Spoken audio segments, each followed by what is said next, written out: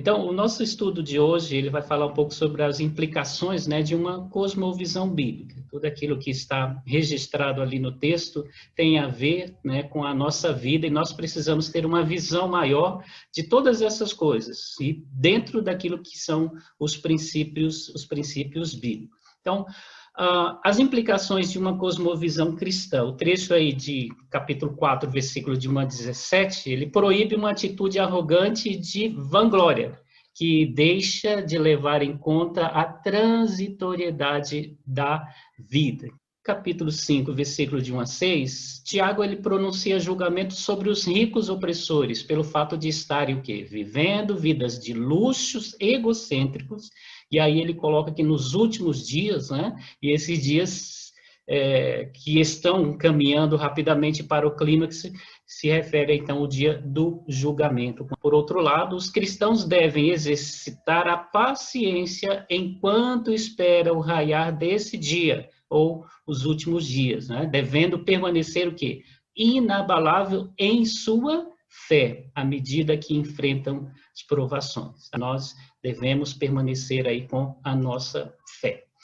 Então, começando então aí, né, o versículo de número 13, vamos ler, ele diz: Atendei agora vós que dizeis, hoje ou amanhã iremos para a cidade tal, e lá passaremos um ano, e negociaremos e teremos lucros, tá? Então, esse atendei agora, ele confere, né, com a linguagem de Tiago um tom que levemente brusco, de exortação. Então, tudo aquilo que ele vinha falando até agora, e ele trata aqui, né, vai tratar um pouco das pessoas que são ricas, e principalmente dos judeus, né, entre os judeus, mas que têm suas posses, e que não são cristãos, estão vivendo uma vida e sempre contando que os seus planos, tudo aquilo que eles estão fazendo, vai dar certo.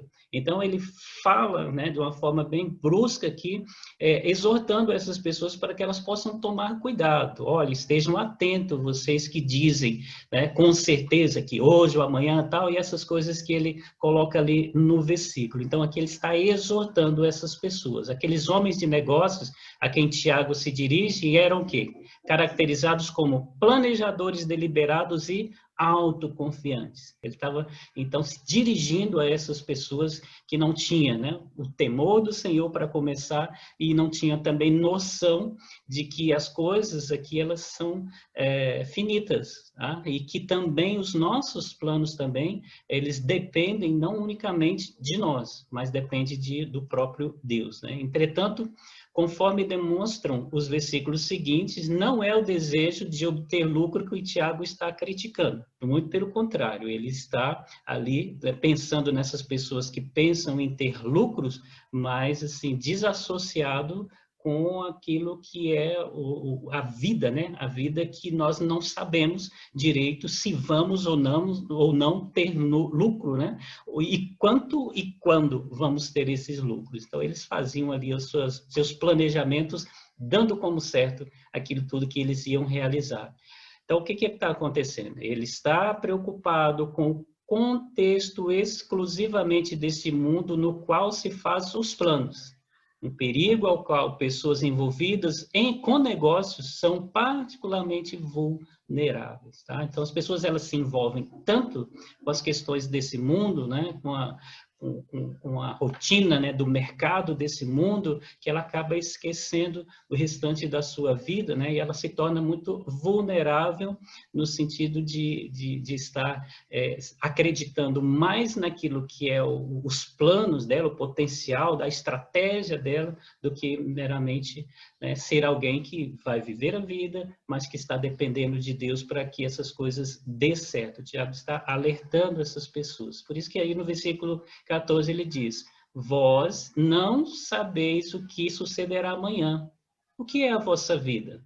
Sois apenas como neblina que aparece por um instante e logo se dissipa, tá? Então, ao fazer seus planos concernentes apenas a esse mundo, esses homens de negócios deixam de reconhecer um fato fundamental: a natureza transitória deste mundo. Isso faz com que as pessoas elas caminhem por um caminho totalmente aleatório, no que diz respeito à submissão a Deus e fazer as coisas, né, não pensando unicamente aqui neste mundo, tá? Então, para pessoas como elas, esses ricos lá, planejar com tanta confiança é o cúmulo da tolice, tá? Então, eles faziam ali os seus projetos com alta confiança, dizendo, ó, esse ano nós vamos estar ali, nós vamos para tal cidade, dando como certo. Isso é tolice, nós não sabemos o que vai nos acontecer amanhã.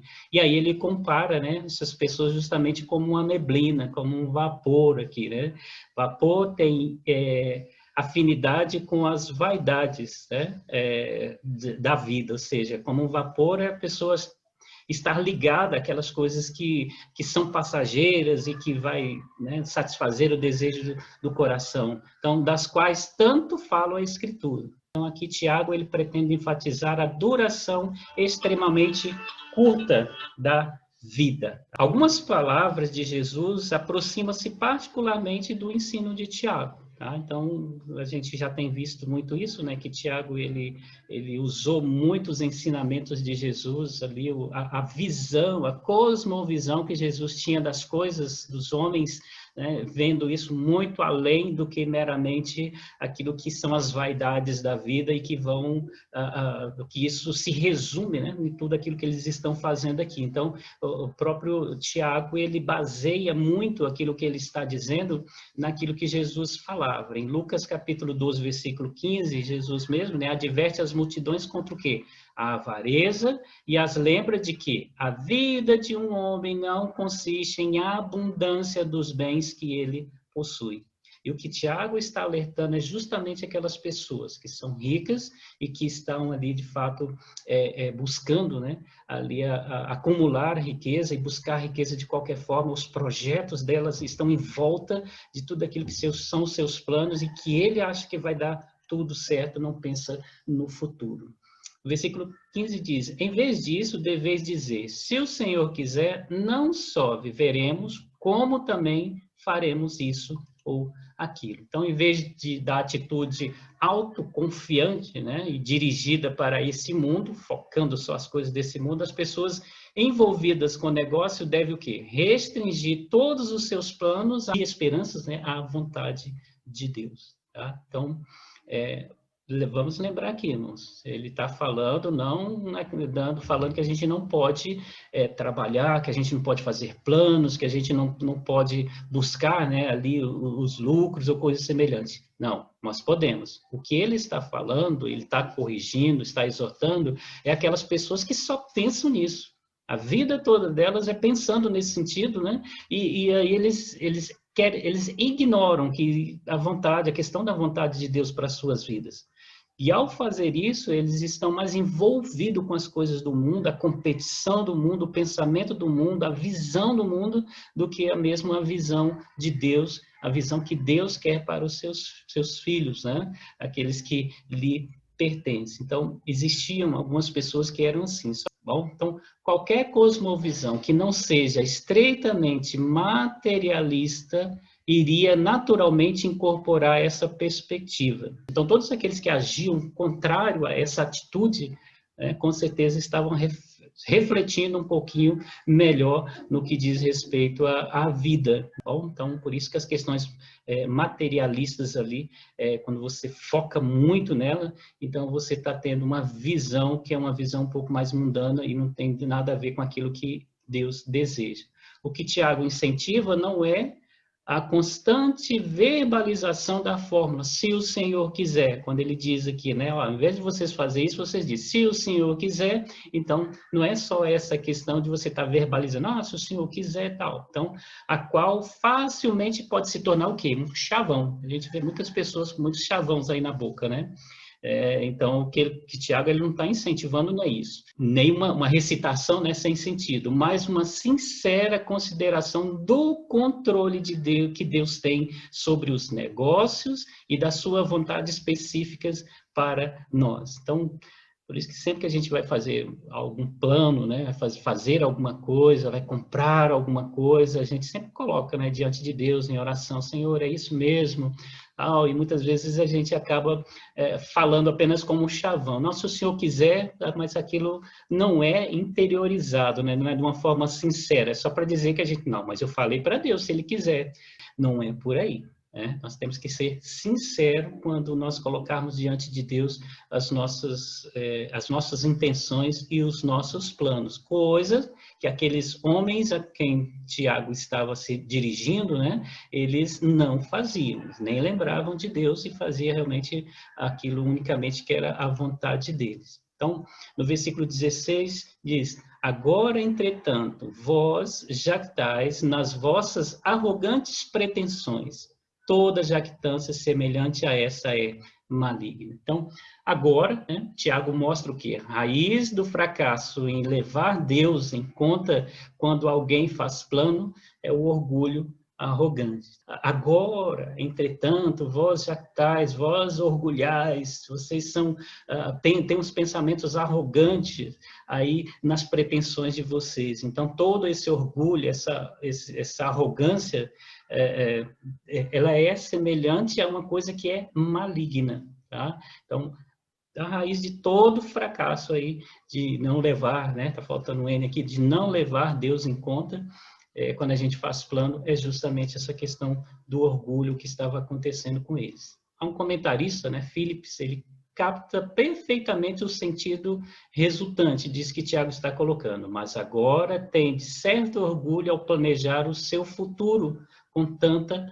confiança, tá? Então, eles estão aí com essa confiança, ao invés de considerar que Deus, né, tem que participar realmente desses planos e que os planos de Deus, obviamente, são maiores do que unicamente essas coisas terrenas, os lucros materiais que eles estão em busca. É isso que eles estavam fazendo no coração deles. Então, as pessoas não somente deixam de levar Deus em conta ao planejar suas vidas, também é a essência do pecado da qual elas se gabam. O eu toma conta do lugar central ao invés de Deus. O que está no centro ali, né, para toda a sua confiança naquilo que ela vai fazer? O seu eu e não Deus. Então, isso faz com que essas pessoas elas não sejam, né, bem-sucedidas na vida aos olhos de Deus. Talvez elas tenham até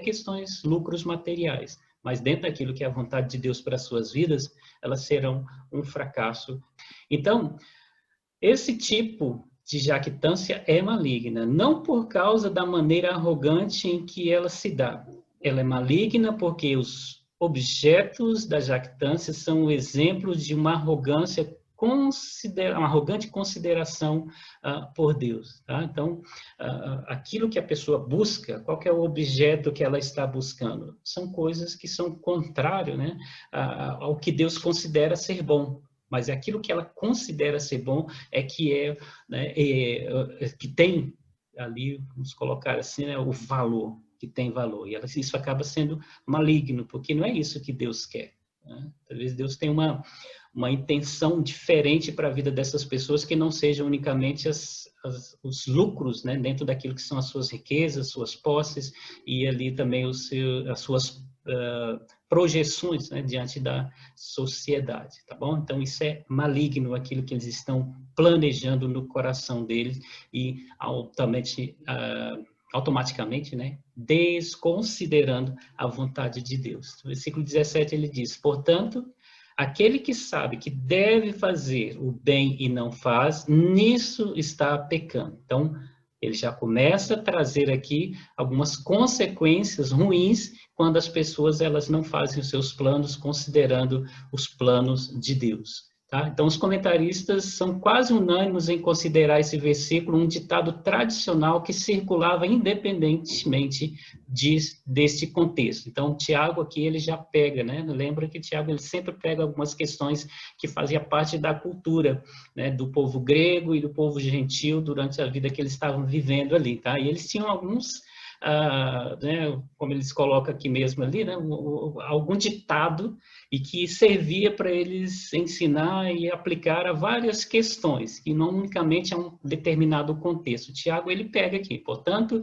aquele que sabe que deve fazer o bem, mas não faz isso, está pecando. Então, isso era um ditado, né, e que Tiago, ele aplica essa verdade também no que diz respeito, né, o que as pessoas elas precisam fazer de forma correta, mas elas não estão fazendo, principalmente os judeus, que sabia a lei, como eles deveriam agir, mas agora eles estavam agindo de forma errada, principalmente porque o princípio deles era, eles estavam vivendo dentro de um princípio não da lei de Deus, mas da lei do mundo, né? Então, Tiago, ele acrescenta esse ditado como um incentivo a que se faça o que ele acabou de ordenar, tá? Tiago já tinha falado lá atrás a respeito das pessoas ricas e das pessoas pobres, no que elas deveriam se gloriar, e depois ela vem mostrando, né, como que as pessoas deveriam agir umas para com as outras, como que elas deveriam falar, sempre, né, no sentido ali de estar auxiliando e ajudando uns aos outros, né, e não unicamente pensar em si. Ele disse a seus leitores o que é bom. Se eles não fazem, estão pecando. Eles não podem se refugiar no argumento de que não fazem nada intencionalmente errado. Conforme a Escritura deixa bastante claro, os pecados de omissão são tão reais e sérios quanto os pecados de ação. Então, eles podem dizer, não, nós não estamos fazendo nada contra eles. No entanto, eles estão deixando de fazer algo em prol do seu próximo. Quando eles pensam unicamente neles, em acumular as suas riquezas, ele está realmente privando outras pessoas de poder usufruir, né, de uma vida tal qual eles vivem. Por isso que Tiago, um pouquinho mais na frente aqui, ele vai dar uma alerta para essas pessoas também, ok? Então, olha só. Aí ele passa agora, a partir do capítulo 5, versículo 1 em diante, né, e nessa parte principalmente aqui de 1 ao 6, a condenação, né, que ele faz com o que diz respeito ao mau uso das riquezas que essas pessoas tinham. Elas acumulavam e faziam mau uso dela. Então, essa divisão está intimamente relacionada com Tiago 4, né, 13 a 17, esse que acabamos de ver, tanto em estilo quanto em conteúdo, pois ambas condenam a busca de riquezas que não levam em consideração Deus e os seus propósitos na história. Okay? Então, as pessoas ricas retratadas por Tiago são o quê? Os senhores de terras judeus, né, palestinos, que possuíam grandes áreas e estavam sempre preocupados somente com o lucro que podiam obter nas suas terras. Durante um bom tempo, muitos daqueles judeus mais abonados, eles foram comprando as propriedades daqueles que tinham menos, né? A partir do momento que eles foram para o exílio, eles perderam muito ali, as pessoas perderam muito das suas posses, foram diminuídas, outros que ficaram e se tornaram, né, pessoas mais abastadas ali, foram comprando. E essas pessoas foi indo trabalhando para eles e o trabalho que eles tinham muitas vezes nem ajudava a sustentar direito, eles iam fazendo como se fosse uma hipoteca, ao ponto de posteriormente perder as suas terras. E aí, aqui nesse fato aqui, né, essas pessoas agora elas trabalhavam forçadamente ali com a intenção de trazer a sobrevivência às suas famílias, mas as pessoas que estavam ricas, os próprios judeus, eles não se preocupavam muito com elas, eles se preocupavam muito com a riqueza nas suas através do trabalho deles, né, nas suas terras ali. Então era muito complicado. Tiago, ele prossegue para anunciar a condenação daqueles ricos proprietários de terras e atenta para os fiéis, no sentido de que eles, ouvindo sobre o miserável fim dos ricos, não invejem sua fortuna. Eles devem permanecer, né, fiéis ao Senhor, sabendo que, se for da forma como aquele rico ele será condenado também, tá? Não ter inveja da fortuna dos outros. E aí, por isso que agora, né, a partir do versículo 1 do capítulo 5, ele vai dizer, atendei agora, ricos, chorai, lamentai por causa das vossas desventuras que vos sobrevirão. Tiago aqui já está adiantando, né, o que vai acontecer com eles. Chorai era frequentemente usado pelos profetas. Vimos no estudo passado, né, que isso era muito comum dos profetas chegar diante das pessoas que ele entregava uma profecia mostrando, né, consequências dos atos deles, ao ponto de dizer para ele, vocês devem se arrepender, se humilhar, chorar. Então, chorar era frequentemente usado por eles para quê? Para descrever a reação dos perversos quando chegar o dia do Senhor. Então, ou eles choram aqui se arrependendo, ou vão chorar no momento da condenação, que não vai ter mais como se justificar como arrepender. Então, na história posterior do povo de Israel, essas leis foram ignoradas e, com frequência, os israelitas ricos e poderosos oprimiam e tiravam vantagem dos pobres, né? Essa é uma realidade hoje também, mas no decorrer da história do povo de Israel, foi isso, essas coisas foram acontecendo, né? Quase que fazendo de escravos os seus próprios né, contemporâneos ou conterrâneos ali, pessoas da mesma linhagem. Tá? No Novo Testamento, pelo menos as condenações contra pessoas ricas são sempre atribuídas ao quê? Ao mau uso das riqueza. Então, o rico não vai entrar no céu? Sim. Qual rico? Aquele que só pensa na sua riqueza e que faz mau uso dela. Tá? Então, ela não busca viver e se colocar, né, diante de Deus para saber, Senhor, qual que é a vontade do Senhor, né, na minha vida e com minhas riquezas para contribuir na história em que eu estou vivendo, no contexto em que eu estou vivendo. Não, ele pensa só no contexto dele, ele não está nem aí para a história onde ele está inserido.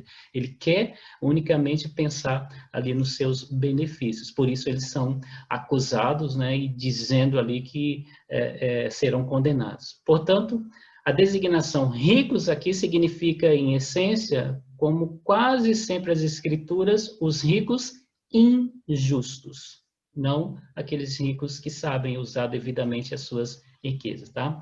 A Bíblia adverte que as riquezas podem ser um obstáculo especialmente forte ao discipulado cristão. Então, se a pessoa ela não tiver, né, uma compreensão do dinheiro, da riqueza, de posses, isso pode atrapalhar profundamente, né, o processo de discipulado dela, para que ela possa, né, chegar a ser alguém como Deus quer, um servo de Deus, um discípulo, um seguidor dele verdadeiro. Versos 2 e 3, eles são juntos ali para a gente poder entender, né, o que eles querem dizer. Então, as vossas riquezas estão corruptas, e as vossas roupagens comidas de traça.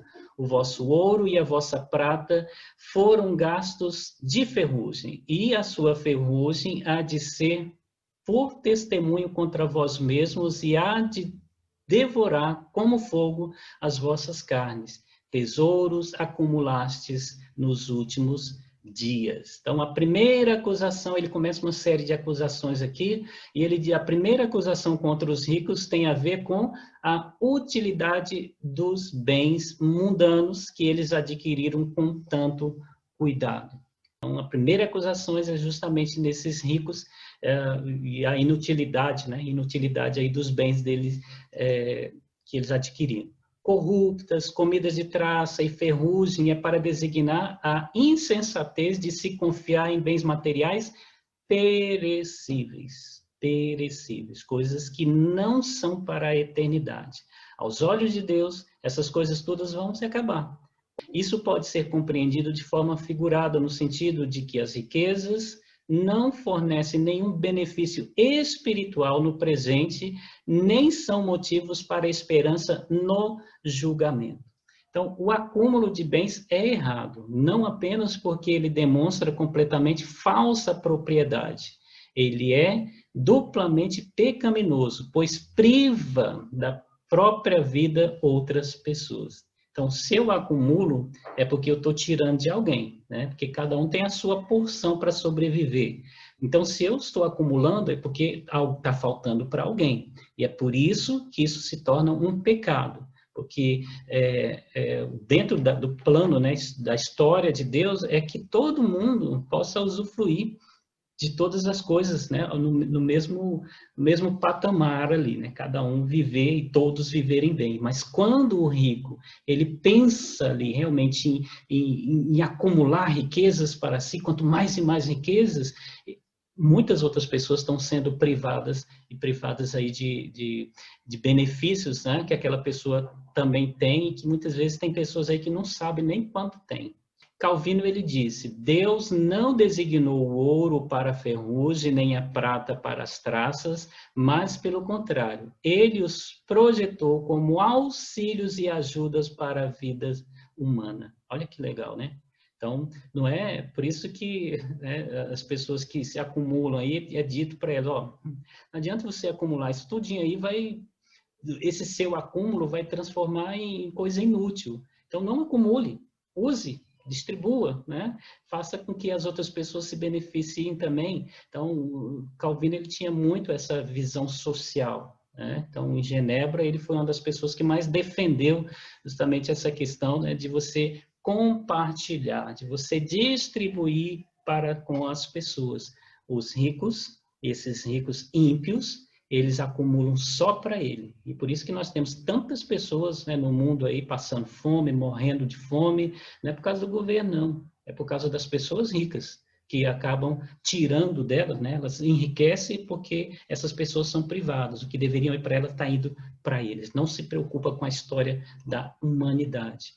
No final do versículo 3, Tiago resume a primeira acusação contra o rico: tesouros acumulados nos últimos dias. Tá? Então, ele coloca: olha, o que vocês têm feito aí unicamente e são condenados por isso por causa dos tesouros que vocês acumularam aí. A semelhança do rico insensato, eles deixavam de calcular, né, levando em conta o julgamento repentino, que levava em conta as obras de cada um. Então, o que acontecia ali, né? Para Tiago e todos os escritores aí, né, da Bíblia, eles viviam aqueles tempos deles como se fossem os últimos.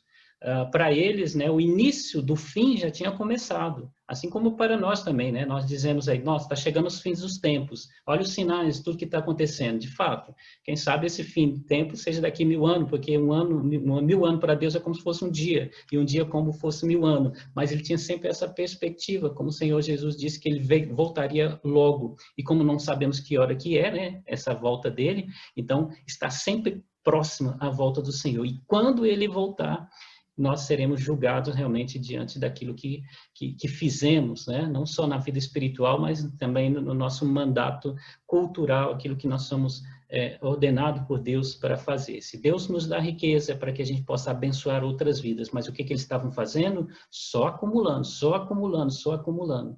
É até interessante a gente pensar, porque na igreja, lá na época da igreja de Atos dos Apóstolos, as pessoas estavam se desfazendo das suas posses. Eles vendiam, distribuíam para as pessoas à medida que alguém tinha necessidade. Por quê? Porque eles achavam que o fim estava próximo e que eles tinham que usar aquilo ali de forma a abençoar a vida dos outros. Os ricos, que são ímpios, eles não pensam assim. Eles não pensam que vai ter um fim e não pensam que Deus vai cobrar dele aquilo que ele fez com as posses que Deus lhe deu. Então, eles vão ter um julgamento ali. Aí o versículo 4: eis que o salário dos trabalhadores que ceifaram os vossos campos e que por vós foi retido com fraude está clamando. E os clamores dos ceifeiros penetraram até os ouvidos do Senhor dos Exércitos. Então, essa é a segunda acusação que ele faz, tá? Contra os ricos e, mais especificamente, né, aqueles que defraudam o pagamento dos seus trabalhadores, ok? Então, ao invés de pagar dignamente aquilo que ele merece, na hora que ele merece, ele fica ali, né, ou diminui, ou não pagam, e não honram com aquilo que a pessoa fez no que diz respeito ao seu trabalho. As circunstâncias retratadas por Tiago são bastante reais na vida, tá? Então, isso acontece hoje e acontecia muito na vida deles lá também.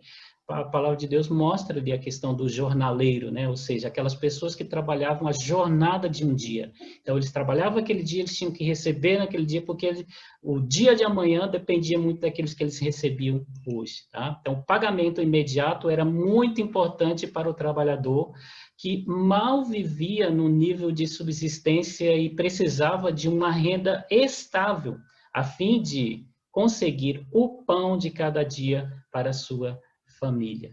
Tá? Então, tinha pessoas diaristas, né, elas viviam assim, elas trabalhavam para poder garantir o dia de amanhã. Entretanto, Tiago está convencido de que os ricos não se dão bem com o pecado deles, né? Eles não vão se dar bem diante dessa situação. Então, por quê?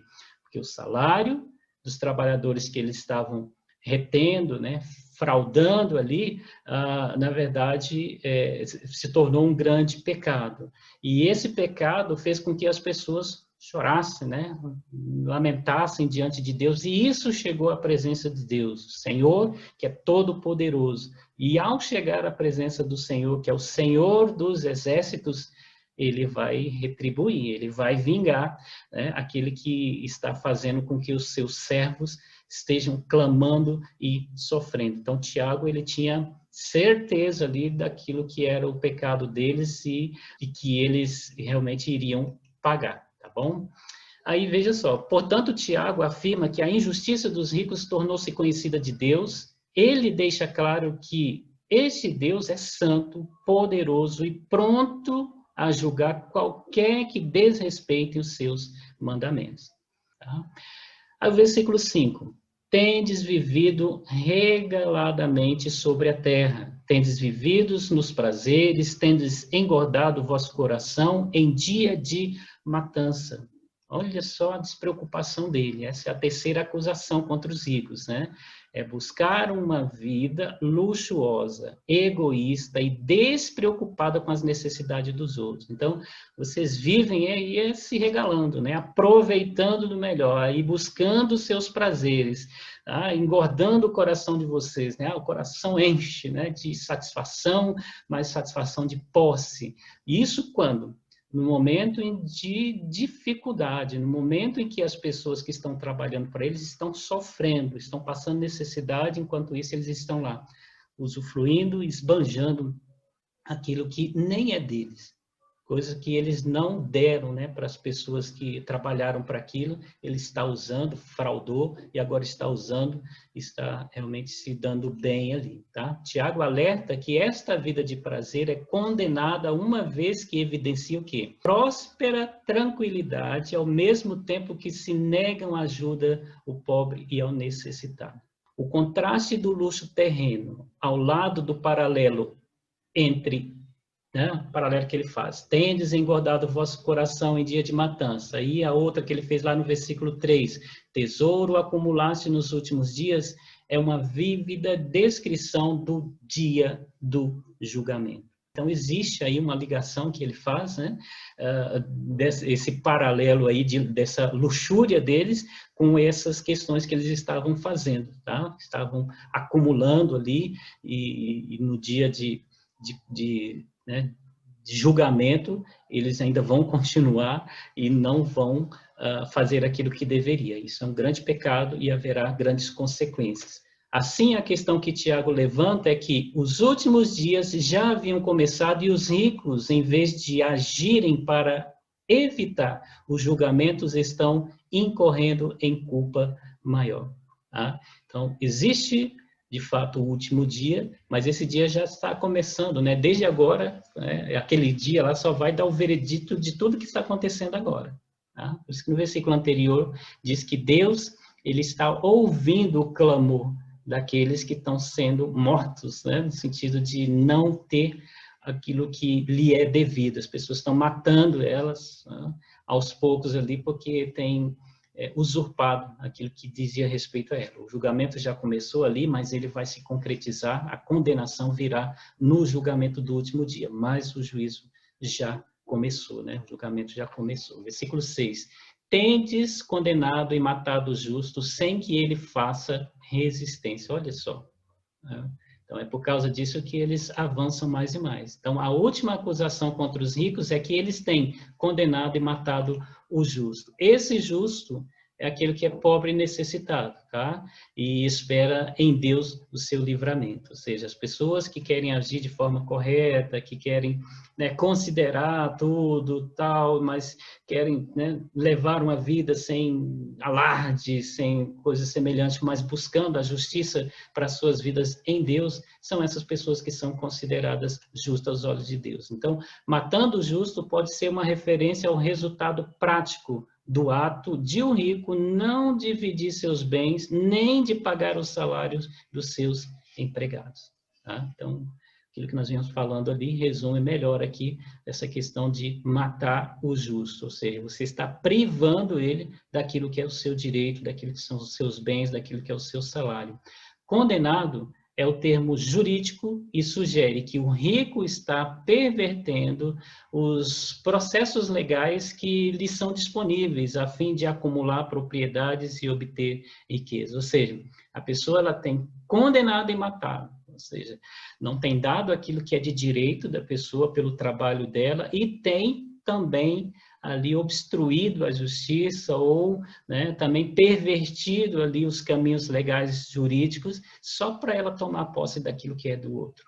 Só para ela não pagar as indenizações ou não pagar aquilo que é próprio, né, daquele que trabalhou, daquele que é o seu próximo, né? Então, eles têm condenado essas pessoas ao fracasso, né? E ali matado ali elas ali no sentido de frear, de não dar o que é devido para elas. A opressão do rico é ainda mais hedionda pelo fato de suas vítimas se recusarem ou não poderem praticar a retaliação.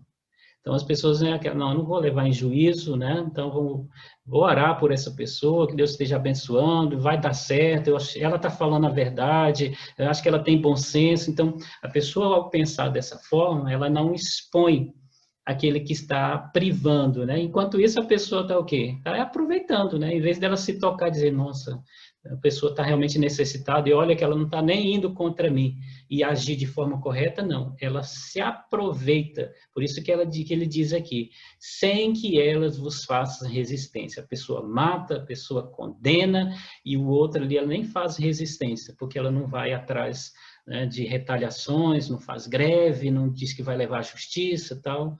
Então, é isso que acontece, infelizmente. Aí o versículo 7, aí ele volta, né? Já volta a falar, principalmente para aquelas pessoas que são os menos favorecidos, que têm sofrido isso. Sede, pois, irmãos, agora ele volta a falar irmãos, pacientes até a vinda do Senhor. Eis que o lavrador aguarda com paciência o fruto da terra, até receber as primeiras e as últimas chuvas. Tá? Então, aqui é a hora da gente, né, parar um pouco e assimilar esse ensinamento para a nossa vida, né, principalmente aqueles que são as vítimas. As transições das denúncias contra ricos judeus não cristãos para o incentivo aos crentes e assinalado, né, pelo retorno de Tiago à sua forma de tratamento familiar e irmãos. Tá? Então, ele faz essa transição dessas denúncias contra os ricos para um incentivo a esses irmãos. Então, ela é assinalada aí pelo retorno que Tiago faz do termo irmãos. Paciência descreve, tá, a atitude que se deve esperar no Senhor, né? Ou seja, a pessoa deve esperar pacientemente no Senhor, que virá em glória para julgar os ímpios e libertar os santos. Então, o foco de Tiago aqui, para esses irmãos, é a questão da paciência. Fica muito claro aqui, tá? E essa paciência realmente é uma atitude de esperar no Senhor. Esperar que o Senhor venha agir, que o Senhor possa estar intervindo, né? E julgando ali aquelas pessoas que estão agindo de forma injusta e que possa trazer um benefício ali, libertar aí os santos dele, né? Então, como exemplo de paciência, Tiago ele menciona quem? O lavrador. Ele pega aqui uma figura que eles conheciam muito bem, que precisa o quê? Aguardar com paciência as chuvas que caem sobre a Palestina, no caso deles ali, no fim do outono e começo da primavera, os quais eram vitais para a agricultura. Tiago ele coloca justamente que a paciência que essas pessoas devem ter é como aquele agricultor, que sabe que a chuva vai vir, mas ele tem que esperar pacientemente a chegada dessa chuva para que realmente aquilo que ele plantar possa florescer. Versículo 8 ele diz: sedes vós também pacientes e fortalecei o vosso coração, pois a vinda do Senhor está próxima. Então, tal qual aquele agricultor, assim deve ser as pessoas. Tá? Então, como o agricultor que espera pacientemente a semente germinar e a safra amadurecer, os crentes devem esperar com paciência a volta do Senhor, que os libertará e julgará os opressores. Tá? Então, muitas vezes, né, o retorno nosso nem vai ser aqui. À medida que esperam pacientemente a volta do seu Senhor, os crentes precisam fortalecer uns aos outros para a luta contra o pecado e circunstâncias difíceis. É por isso que a gente precisa compartilhar uns com os outros as nossas necessidades. Tá? Porque uma ajuda de um jeito, outra ajuda de outro, então é preciso que se fortalecer. Então, precisamos de pessoas que possam nos ajudar a passar, né, nesse momento de deserto, esse momento de dificuldade, e aguardar a justiça que vem do Senhor, porque ela virá. O conselho de Tiago para nós é o mesmo que foi dado aos seus leitores no primeiro século. Sede paciente, fortalecei os vossos corações. E aí, mais uma vez, ele se dirige aos irmãos, versículo 9, irmãos, não vos queixeis uns dos outros para não serdes julgados, eis que o juiz está à porta. É bem interessante isso aqui, né? Porque a queixa contra os outros é claramente uma tentação que acompanha, né, a pressão das circunstâncias difíceis. Quando você está com a dificuldade, nossa, por isso que ele falou muito a questão da língua ali, né? Aquilo que sai da boca da gente. Então, a gente tem que vigiar muito e pedir para o Senhor vigiar muito a nossa língua, porque o estresse é tão grande que muitas vezes você acaba falando alguma coisa, queixando, né, contra um irmão. Ah, fulano me deve tanto e aqui não sei o quê. Ou então, se fulano não tivesse feito isso, eu não estaria assim. E aí começa a queixar, né, uns dos outros ali. Isso que pode trazer julgamento para as nossas vidas. Então, abster-se de tais tipos de declaração e queixa pode ser visto como um aspecto da própria paciência. Então, sede paciente. Ela é ligada aos suportáveis uns aos outros em amor, como Efésios capítulo 2 coloca. Então, mesmo que a gente esteja ali sem as devidas condições, a gente tem que ter muita paciência, até naquilo que a gente vai falar, né? Mesmo que venha no coração, opa, trava a boca aqui para não vir condenação contra mim, tá? E buscar realmente viver em paciência. Aqui o significado pode ser que os crentes não devem se queixar das dificuldades dos outros ou que eles não devem acusar os outros por causa das suas dificuldades. Tá? Por isso que a pessoa não precisa queixar umas das outras. Para reforçar o seu conselho, Tiago novamente lembra seus leitores de que o julgamento é iminente. O juiz está à porta. Então, principalmente, né, é bem interessante porque a Bíblia diz que o julgamento de Deus vem primeiramente para os da casa dele. Então, é para nós, né? Então, se o irmão está passando necessidade e ele começar a queixar do outro ali, do outro irmão, vai ser diferente do que aquilo que é para o ímpio, porque o ímpio está reservado um dia que o Senhor vai julgar para sempre ali todos os atos dele, mas para nós aqui, às vezes o Senhor já está à porta ali para nos julgar, né? E aí dar aquilo que muitas vezes nós merecemos diante dos nossos atos. Versículo 10, mais uma vez, ele dirigindo, né? Irmãos, tomai por modelo do sofrimento e na paciência os profetas, os quais falaram em nome de Deus. A enumeração, né, dos grandes atos de coragem debaixo da perseguição era um dos elementos principais de muitos livros intertestamentários. E também se encontra no Novo Testamento. Então, desde o período em que os profetas, né, de Malaquias, ali, que deixou de ser escrito até a vinda de Jesus, esse período aí intertestamentário, então houve vários outros escritos também de livros, né, como Macabeus, outros livros lá que eram mais ali históricos dos judeus, os acontecimentos que não foram considerados como inspirados, porque Deus não foi Deus, mas eles relatavam justamente os atos de coragem, né, que pessoas tinham debaixo de perseguições. Tá? Então, havia muitos ali. E aí, até antes mesmo, né, os profetas, eles passaram por isso. Mesmo diante das dificuldades, diante das perseguições, eles foram perseguidos, mas eles permaneceram fiéis. E nesse período, muitas e muitas pessoas se tornaram fiéis ali. Tiago diz que, especificamente, os profetas são um exemplo de sofrimento e paciência. O fato de que aqueles profetas falaram em nome do Senhor é acrescentado para tornar claro que o sofrimento suportado por eles era resultante não do erro, mas especificamente de sua fiel adesão à vontade de Deus.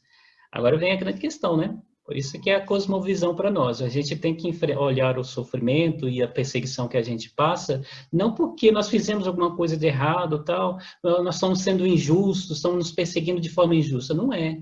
É porque nós decidimos ser fiel ao Senhor. Nós decidimos fazer a coisa certa.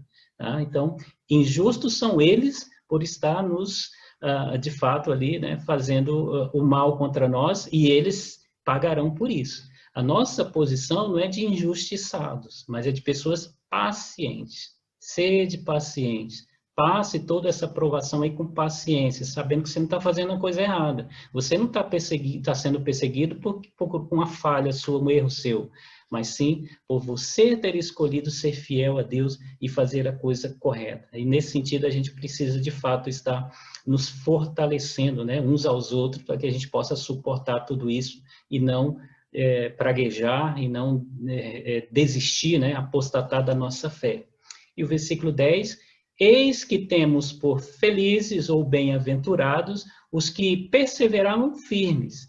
Tendes ouvidos da paciência de Jó e vistes que fim o Senhor lhe deu, porque o Senhor é cheio de terna misericórdia e compassivo. Então, a primeira sentença desse versículo resume o ponto principal dos versículos 10 e 11, tá? O que fielmente perseveram no sofrimento são chamados bem-aventurados. Tá? Então, ele resume muito essa questão aí da nossa paciência em meio a todo esse sofrimento. A bem-aventurança é a aprovação e recompensa obtidas e inalteráveis de Deus. Então, poxa, legal, feliz, né? Mais do que feliz, bem-aventurado é aquele que sofre as perseguições. Aqui está entre as bem-aventuranças que Jesus escreveu ali, né? Recitou ali, o Tiago também pegou aquele conceito ali de vida, aquela cosmovisão e trouxe para cá também, que bem-aventurado é aquele que passa por todas as dificuldades, permanece firme, porque vai receber a recompensa do Senhor.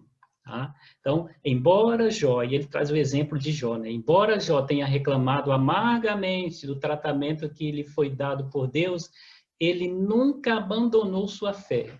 No meio da incompreensão, ele se apegou em Deus e continuou a esperar nele. É por isso que muitas vezes, né, a gente vai passar por alguma dificuldade e a gente vai chorar, a gente vai lamentar. Oh, por que, Senhor? Mas o que está acontecendo? Tal? Como Jó falou, não devia ter nascido. Beleza, mas mesmo assim a palavra de Deus diz que Jó não pecou. Porque mesmo ele falando tudo isso, ele ainda continuou com a sua fé em Deus, esperando as respostas em Deus, esperando que Deus, né, fizesse uma reviravolta na sua vida. Ele não abandonou a fé no Senhor. E é isso que muitas vezes acontece conosco. Mesmo que a gente lamente, sofra, né, pense assim, mas a gente não larga de buscar Deus e de falar com Ele, de derramar diante dele a nossa frustração, o nosso desespero também. Tiago, ele procura incentivar a nossa firmeza fiel e paciente na aflição, lembrando-nos da bem-aventurança que recebemos do nosso Deus compassivo e misericordioso em troca da tal fidelidade. Então, ele incentiva muita gente, permaneça fiel, permaneça fiel. O que vocês estão passando não é por causa de erro de vocês, não. Permaneça fiel, porque lá no final vocês serão bem-aventurados, né? Terão a recompensa. E aí, então, queria trazer uma reflexão para as nossas vidas, você possa estar pensando nessas perguntinhas, ok? Então, veja só, como ser empreendedor em nossa vida sem deixar de fazer a vontade de Deus? Qual que é a vontade de Deus para as nossas vidas, né? Lembra lá o que Calvino mesmo colocou, né? As riquezas que Deus nos dá, né, para a gente, né, acumular. mas é para a gente poder auxiliar as pessoas que estão ao nosso redor. Então, como que você pode ser alguém que ganha bem, mas que possa, né, aí fazer a vontade de Deus? Você ganha bem, né, é um grande empreendedor, mas não deixa de fazer a vontade de Deus. Até que ponto as lutas, dores, tristezas e os aborrecimentos retiram você do caminho de Deus? Ao ponto de apostatar, Deus não está comigo, só na hora da prosperidade? Então, até que ponto essas coisas que você passa na sua vida, né, as perseguições e opressões aí, te tiram do caminho do Senhor? E a terceira aqui, como a paciência tem abençoado sua vida, o fato de você ser paciente? Como nós podemos ser mais pacientes com a nossa família e com as pessoas, né, que estão ao nosso redor? Então, são reflexões importantes que a gente tem as respostas a partir do momento que a gente tem uma cosmovisão bíblica a respeito de todas as coisas ruins que acontecem no nosso, contra nós, né? As pessoas que nos privam daquilo que né, é próprio nosso, as perseguições, os sofrimentos que a gente passa, e também no que diz respeito às riquezas, né, aos bens que nós temos, principalmente aqueles que são bem abençoados nesse sentido, é justamente para poder abençoar a vida de outros, ok?